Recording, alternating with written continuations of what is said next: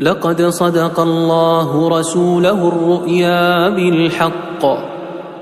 لتدخلن المسجد الحرام إن شاء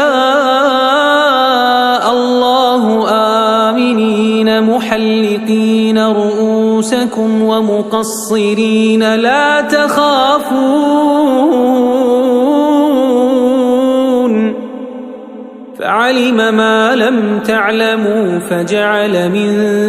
دون ذلك فتحا قريبا والذي أرسل رسوله بالهدى ودين الحق ليظهره على الدين كله وكفى بالله شهيدا محمد رسول الله محمد رسول الله والذين معه أشداء على الكفار رحماء بينهم تراهم ركعا سجدا يبتغون فضلا من الله ورضوانا سيماهم في وجوههم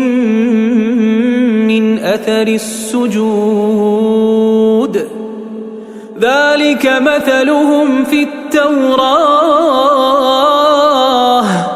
ومثلهم في الإنجيل كزرع أخرج شطأه فآزره فاستغلظ فاستوى على سوقه يعجب الزراع ليغيظ بهم الكفار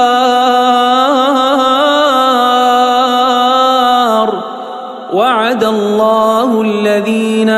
آمنوا وعملوا الصالحات منهم مغفرة